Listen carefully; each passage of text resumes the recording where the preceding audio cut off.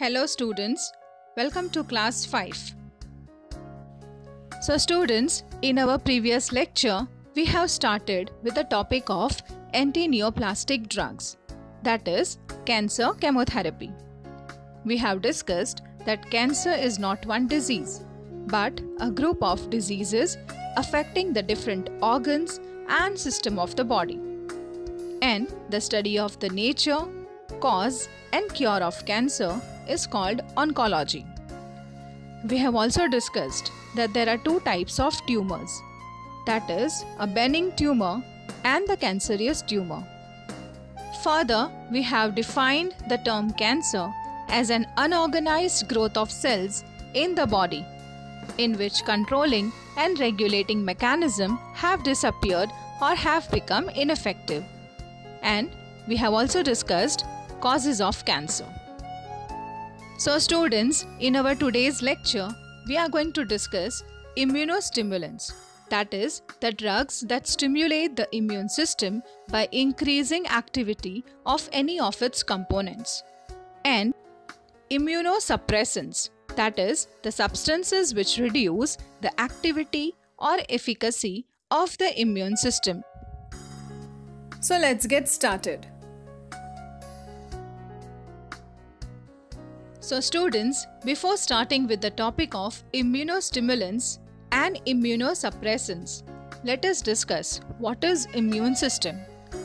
Well, immune system is a complex network of cells, tissues and organs. Together they help the body fight infections and other diseases. When germs such as bacteria or viruses invade your body, they attack and multiply. This is called an infection. The infection causes the disease that makes you sick. Your immune system protects you from the disease by fighting off the germs. Well, there are different parts of immune system, like your skin, which can help prevent germs from getting into the body. Mucous membrane, which is a moist inner linings of some organs and body cavities, which can trap and fight germs. White blood cells, which fight germs.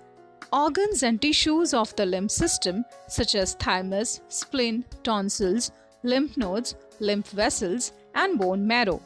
They produce, store and carry white blood cells. So students, your immune system defends your body against substances it sees as harmful or foreign. These substances are called antigens. They may be germs such as bacteria and viruses. They might be chemicals or toxins. They could be cells that are damaged from things like cancer or sunburn. When your immune system recognizes an antigen, it attacks it. This is called an immune response. Part of this response is to make antibodies. Antibodies are proteins that work to attack, weaken and destroy antigens. Your body also makes other cells to fight the antigen. Afterwards, your immune system remembers the antigen. If it sees the antigen again, it can recognize it. It will quickly send out the right antibodies, so in the most cases, you don't get sick. This protection against a certain disease is called immunity. There are three types of immunity.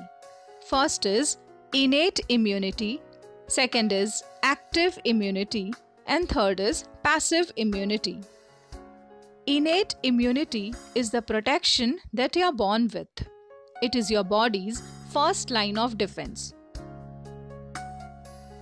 Active immunity, on the other hand, is also called as adaptive immunity. It develops when you are infected with or vaccinated against a foreign substance. And passive immunity, it happens when you receive antibodies to a disease instead of making them through your own immune system. Now, let us discuss about immunostimulants. Immunostimulants, also known as immunostimulators, are substances, that is drugs and nutrients, that stimulate the immune system by increasing activity of any of its components. There are two main categories of immunostimulants, that is specific immunostimulant, and non-specific immunostimulants. Specific immunostimulants are those which provide antigenic specificity in immune responses such as vaccines or any antigen. On the other hand, non-specific immunostimulants are those which act irrespective of antigenic specificity to augment immune response of other antigen or stimulate components of the immune system without antigenic specificity. They act as general stimulants that enhance the function of certain types of immune cells. Vaccines are the most commonly employed immunostimulants. Vaccines are used to stimulate a protective immune response to antigens from specific pathogens. The influenza vaccine, for example, uses several antigens from different strains of the flu virus. People who are vaccinated are then protected against infection from those particular strains. Another type of immunostimulant, called an adjuvant, is often used in conjunction with vaccines. Adjuvants are a type of non-specific immunostimulant.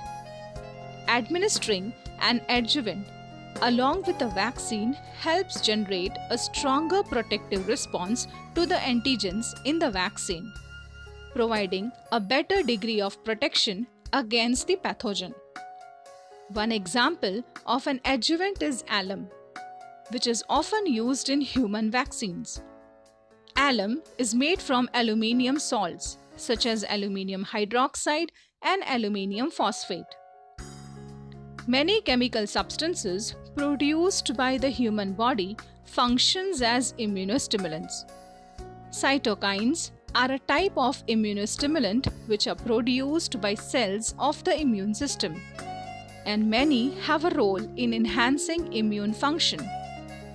The synthetic immunostimulant drugs such as macrokine, also known as tetrachlorodecaoxide, can function as adjuvants.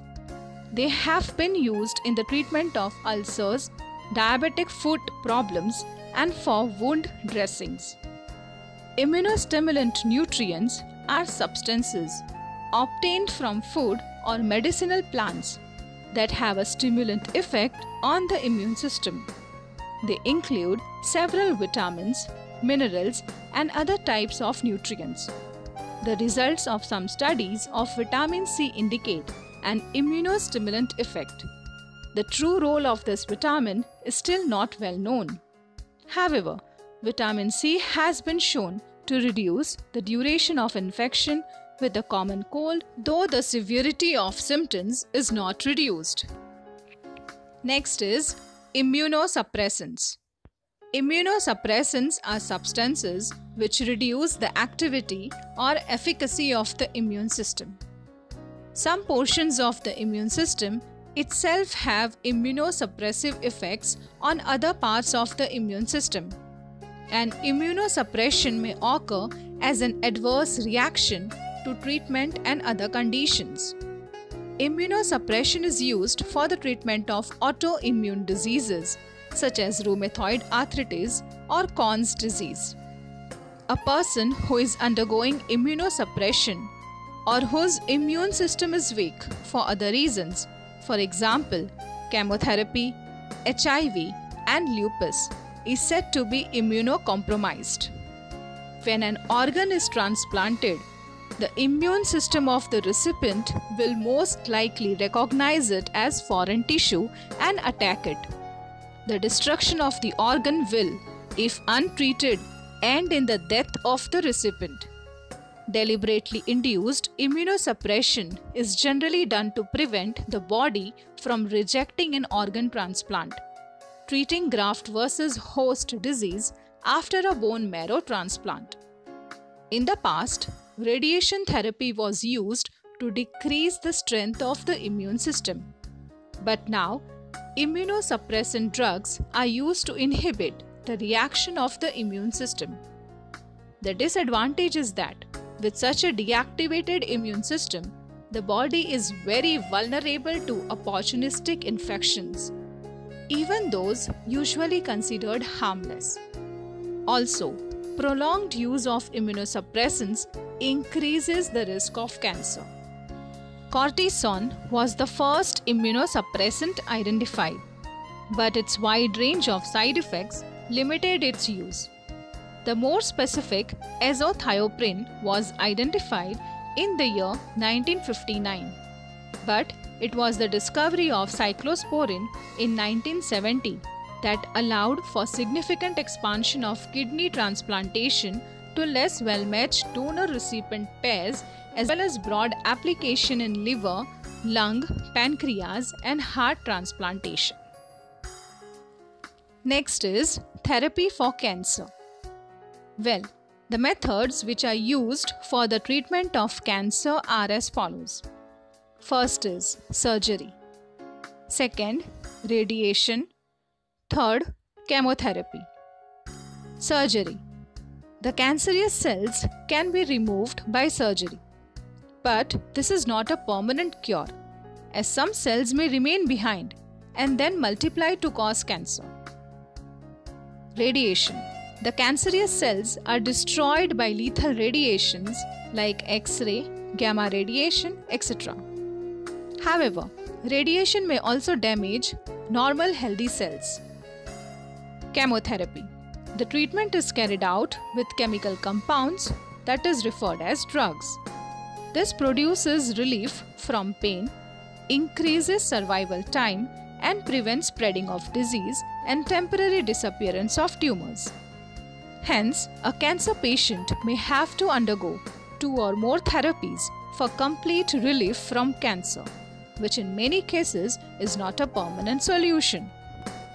So students, in our today's lecture, we have discussed immunostimulants, immunosuppressants, and therapy for cancer.